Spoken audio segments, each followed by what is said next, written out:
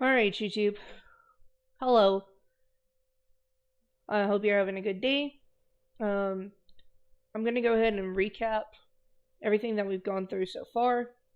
This is going to be a behemoth of a video once it's fully uploaded. I'm not going to hold you. However,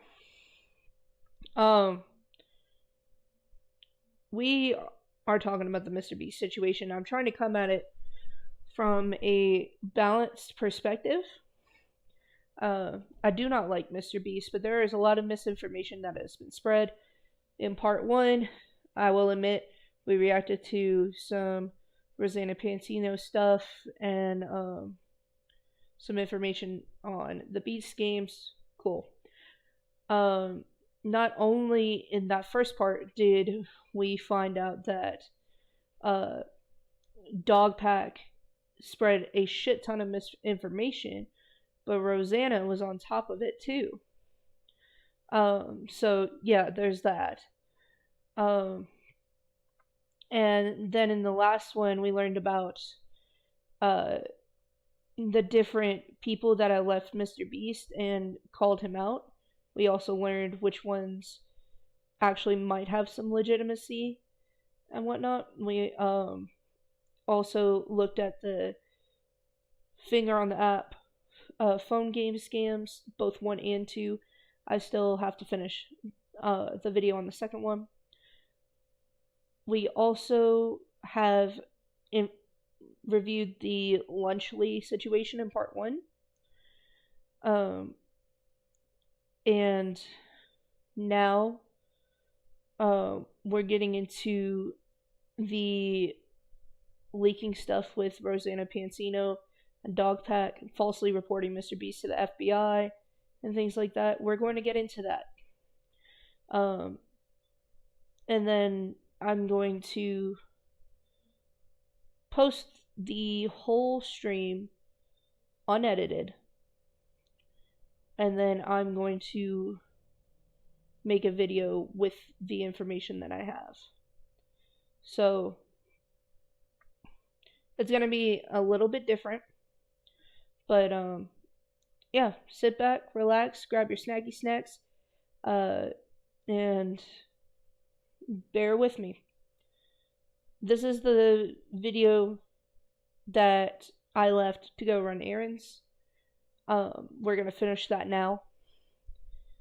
And then, hopefully, we'll have everything to where it needs to be. So, yeah.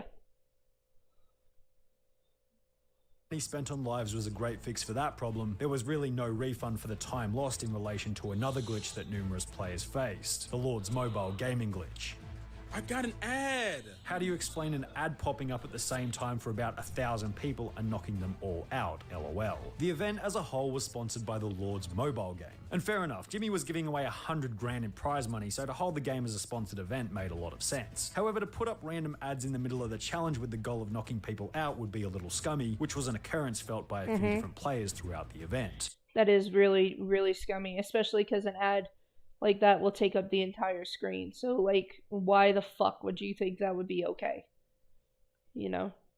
Are you going to address the Lord's mobile pop-up glitch? I'm really interested in that one. It really seemed like a demeaning way to eliminate a lot of players. Now, while as mentioned this seemed to be a common occurrence for many players, Beast Games did have a reasonable explanation for it. This one seems to be from people getting eliminated for X reason, and the ad playing before the visual indicator of losing shows to the user. So while the ad did play, it was not the direct cause of the loss. And this makes a whole lot of sense. The game seemed to be programmed to automatically take the user to the Lord's mobile website as soon as they were eliminated, and perhaps those who weren't fully paying attention looked back at their phone screen, saw the Lord's mobile page, and assumed that the pop-up was the cause of their death. Plus, in order for this to be the case, pop-up ads during the game would have had to have been programmed into the app to show up during the competition, which would have been a stupid idea for the developers, as I'm sure they would have had the foresight to see the problems this would have caused down the road. As the competition was coming to an end, the disastrous nature of the Finger on the App 2 challenge really began to show itself on the Android and Apple Store as the negative reviews began to roll in. I think Mr. Beast and Welcome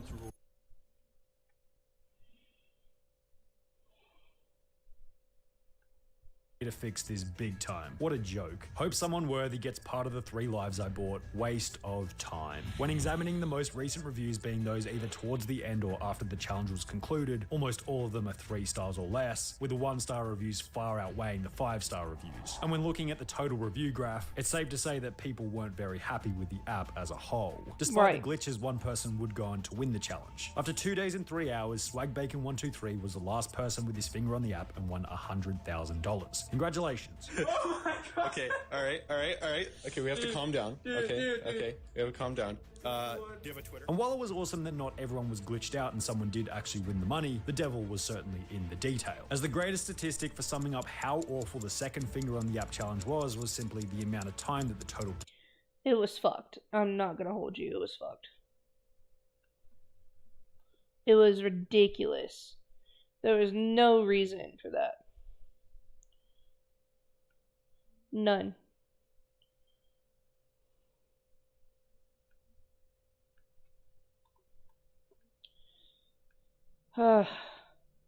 player base lasted for in comparison to the first challenge. With the second challenge having 4 times the prize money and 10% extra players, it would be more statistically likely that the winner of the second challenge must have stayed on for longer than the first challenge, right? However, if we go back and recall, Mr. Beast stated that the winner of the second challenge did so after 2 days and 3 hours, or 51 hours total. But if we think back to the first finger on the app challenge, Mr. Beast ended the challenge from his end when there were still 4 players left at the 70-hour mark. The fact that the second challenge ended 19 hours earlier than the first challenge despite more valuable incentives prompted yet another response from the development team who stated that the last app was more forgiving in many ways, from internet requirements to touch sensitivity and gameplay in order to avoid exploits and cheating. This gives us a pretty good indication that the failure of the Finger on the App 2 challenge was somewhat owed to its complexity, and that the first app ended up being less glitchy due to its simplicity. Mr. B seemed to have good intentions for the Finger on the App 2 challenge. I obviously want nothing more than for this to go well. If for some reason you bought lives and do feel like you lost because of a glitch, we are accepting all refunds, so should be Gucci. I love you all and was just trying to give people something fun to do. However, as stated by somewhat of a successful post on Reddit, the Finger on the App 2 challenge didn't really seem like it was ready to start. Yeah, it really didn't. It seemed like it wasn't fully developed. That's what I was saying in the last video, in the last stream I did. Overall, Jimmy was still kind enough to give away $100,000 to the first place winner, $20,000 to second place, and another $40,000 to other players in the top 9, totaling $60,000 in extra cash that he didn't even intend on giving out when the challenge began. And I'm sure that Jimmy has learned a thing or two from this event that he can use to make his events more successful in the future. Overall, was the Finger on the App 2 challenge a successful event? I'll leave that one up to you guys to decide. I really feel like they could have done a lot better with that, and it does. A lot of the responses just kind of feel like excuses. I'm not gonna hold you. They do. But let me know your opinions on that, you know?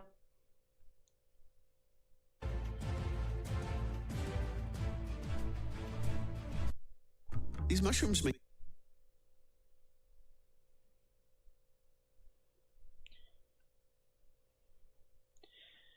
This is the Right Opinions video. I do watch the Right Opinion from time to time.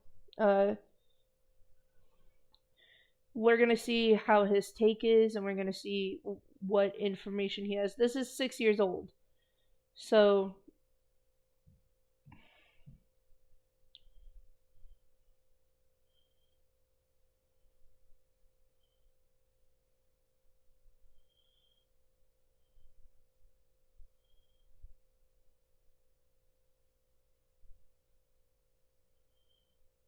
this is about the Atlantic.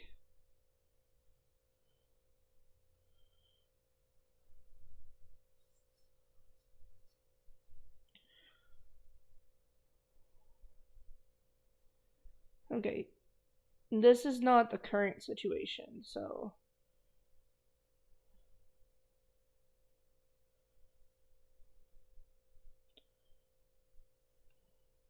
Do we want to watch it? Popular YouTube philanthropist.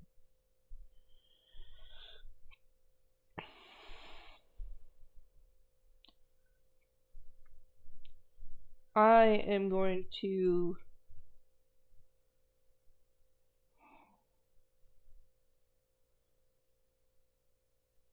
think I'm going to hold off on this one.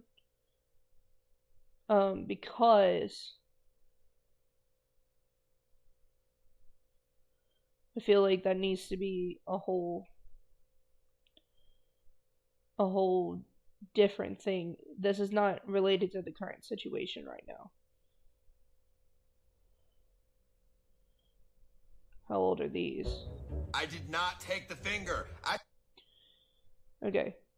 Yeah, we're gonna stick to the last 3 years right now. No, I can't say that. I cannot say that. Because we looked at him making really bad racial jokes 8 years ago, so opinion.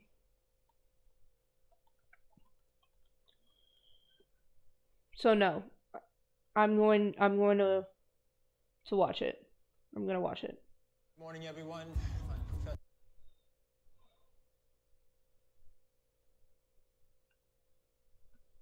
Accusing him of homophobia, and boy, is it a reach.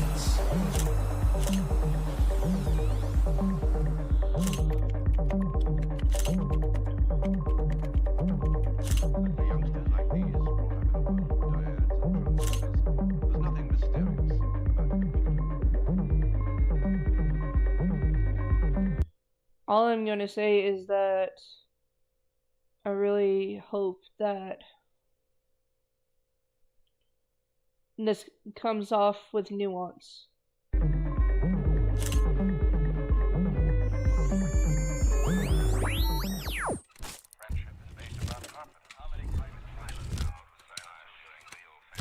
Hello ladies and gentlemen, and welcome to The Right Opinion, the home of a twat with too much free time. And today we talk about some gentlemen, some articles, and a greater discussion that has been bouncing around in my mind for months, that given the events of recent, is finally deserving of my attention. Here and there, I drop the mention of media, often in less than a favourable tone, and it does seem abstract to me that something which, before I started paying attention to on the internet, I was never really particularly bothered by, now really frustrates me as a medium. This is in part because I never really used it. My childhood experience of the PC constituted of FIFA Manager, RuneScape, Club Penguin, and a brief spell in a Call of Duty clan, a venture that will forever bemuse me, though it did yield some pretty epic throwing knife montages.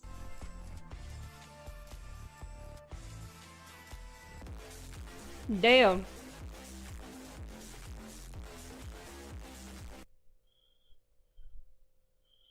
In the forest that is my own ego, we were discussing the media. When I started using online sites, it rapidly became clear to me how many sites had agendas to put. I remember the 2015 UK general election, when the Daily Mail posted on their front page a tactical voting guide on how to keep Labour out of number 10. Despite the fact that, as a radio host, myself at the time, I was not allowed to express any political views pre-election. The media do have an That's insane.